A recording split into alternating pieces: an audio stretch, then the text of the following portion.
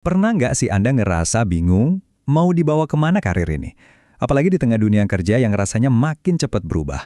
Nah, dalam pembahasan kali ini kita akan bedah tuntas fondasi psikologis yang jadi kunci strategi karir modern.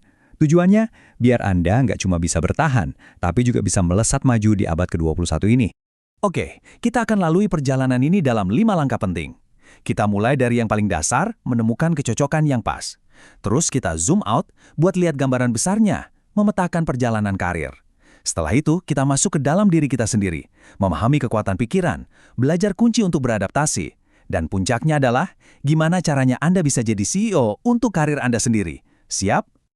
Oke, bagian pertama, ini adalah fondasinya. Kita mulai dengan ide yang paling klasik, tapi tetap jadi dasar yang kuat. Gimana caranya mencocokkan siapa diri Anda dengan pekerjaan yang ideal? Pertanyaan, pekerjaan apa sih yang cocok buat gue? Ini mungkin kedengarannya simple ya, tapi percayalah, pertanyaan inilah yang jadi titik awal dari 2 teori besar di dunia psikologi karir yang kita kenal sebagai model Person Environment Fit. Inti dari PI Fit ini sebetulnya gampang banget dipahami. Bayangin aja Anda lagi main puzzle. Ketika potongan puzzle-nya, yaitu kepribadian, nilai dan kemampuan Anda, masuk pas ke tempatnya, yaitu tuntutan dan budaya kerja, ya hasilnya bakal klop. Produktivitas dan kebahagiaan pasti ngikutin. Nah, salah satu teori yang paling terkenal soal ini datang dari John Holland. Dia punya konsep namanya congruence atau keselarasan. Gampangnya gini deh, kalau Anda itu tipe artistik yang kreatif, Anda bakal jauh lebih bahagia dan produktif jadi desainer grafis di lingkungan yang artistik juga, ketimbang jadi akuntan. Makin tinggi tingkat congruence-nya, ya makin bagus hasilnya. Teori berikutnya, yang dikenal sebagai TWA, melihat ini sebagai hubungan dua arah. Jadi ini bukan cuma soal Anda yang cocok sama pekerjaan, tapi juga pekerjaan yang cocok sama Anda. Lingkungan kerja harus bisa memenuhi kebutuhan Anda, misalnya soal gaji atau pengakuan. Sebaliknya, kemampuan Anda juga harus memenuhi apa yang perusahaan butuhkan. Ini simbiosis mutualisme untuk kesuksesan jangka panjang. Nah, disinilah beda kuncinya. Satisfaction atau kepuasan itu tentang seberapa happy diri Anda karena kebutuhan Anda terpenuhi. Sementara satisfactoriness atau kepantasan itu soal seberapa happy pemberi kerja Anda dengan kinerja Anda. Dua-duanya ini harus ada. Kalau salah satunya hilang, hubungan kerja jadi nggak seimbang dan bisa goyah. Oke, tadi kita udah nemuin kecocokan di satu titik waktu. Sekarang coba kita zoom out dan lihat dari perspektif yang lebih luas. Soalnya karir itu bukan foto statis. Karir itu film panjang, sebuah perjalanan yang terbentang sepanjang hidup kita.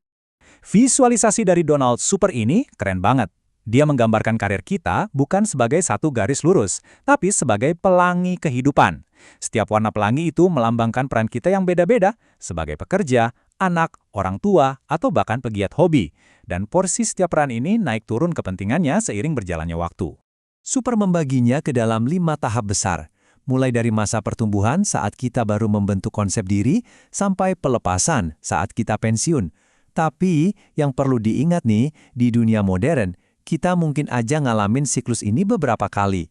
Misalnya, balik lagi ke tahap eksplorasi di umur 40-an waktu kita mau ganti karir. Nah, disinilah salah satu perubahan terbesar dalam teori karir terjadi. Dulu, tujuannya itu kematangan karir. Artinya siap untuk naik ke jenjang berikutnya di tangga karir yang lurus. Sekarang, yang jadi raja itu adaptabilitas karir. Ini soal kemampuan untuk terus belajar, berbelok arah, dan beradaptasi di arus sungai karir yang nggak bisa diprediksi. Kita sudah bahas faktor dari luar, seperti lingkungan dan waktu. Sekarang, mari kita beralih ke faktor internal yang paling menentukan. Mesin penggerak karir Anda yang sesungguhnya itu ada di dalam kepala Anda sendiri. Inilah inti dari Social Cognitive Career Theory, atau SCCT. Teori ini bilang, karir Anda itu gak cuma ditentukan oleh faktor eksternal, tapi lebih kuat lagi oleh apa yang Anda yakini tentang diri Anda sendiri dan kemampuan Anda untuk menciptakan masa depan yang Anda inginkan. Komponen pertama dari SCCT adalah self-efficacy. Ini bukan sekedar percaya diri umum ya, tapi keyakinan yang spesifik. Pertanyaannya, bisa nggak ya saya ngerjain ini?